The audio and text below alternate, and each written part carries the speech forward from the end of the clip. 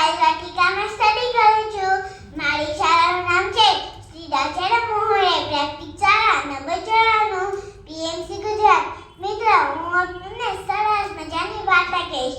એ વાર્તાનું નામ છે બતકનું બચ્ચું. એક ખૂબ મોટું જંગલ હતું.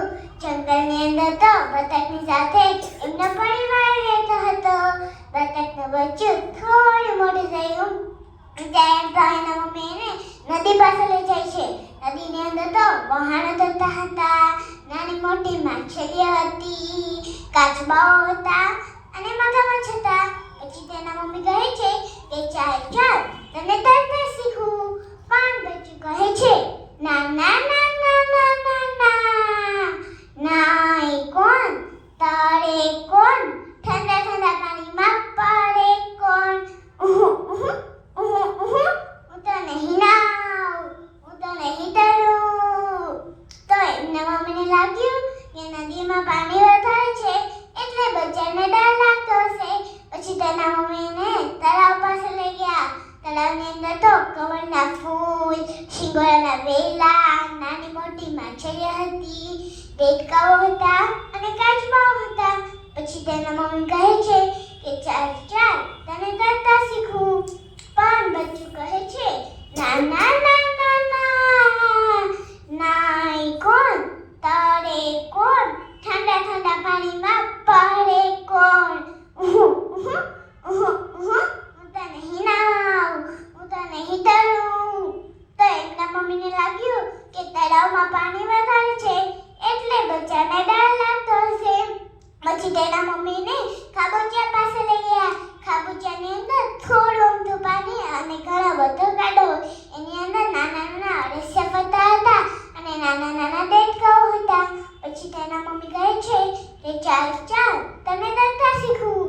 પણ બચ્ચું કહે છે ના ના ના ના ના ના ના ના. એ કોણ તરે? કોણ ઠંડા ઠંડા પાણીમાં પડે? કોણ?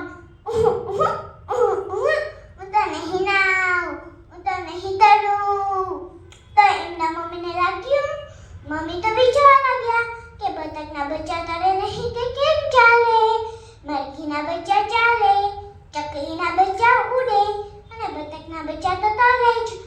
આ બચ્ચું તો કહે છે હું તો નહીં નાવ, હું તો નહીં તરું, તે કેમ ચાલે? મમ્મીએ હાથ ના માની અને એ વાત એના પપ્પાને કહી. પપ્પા તો ખૂબ ગુસ્સે થયા અને કહે છે કે બતકના બચ્ચા તરે નહીં તે કેમ ચાલે? પછી પપ્પાને એક ઉપાય કર્યો અને એક વાવ પાસે લઈ ગયા. વાવની અંદર તો સુંદર મજાનું પાણી હતું. પછી તો પપ્પા કહે છે બચ્ચા જો તો કેવું સુંદર મજાનું પાણી છે. બચ્ચું જેવું જોવા માટે લઈને રમે છે તેના પપ્પા એને ચાંચ વડે ધક્કો મારે છે અને બચ્ચું અંદર પડી જાય છે.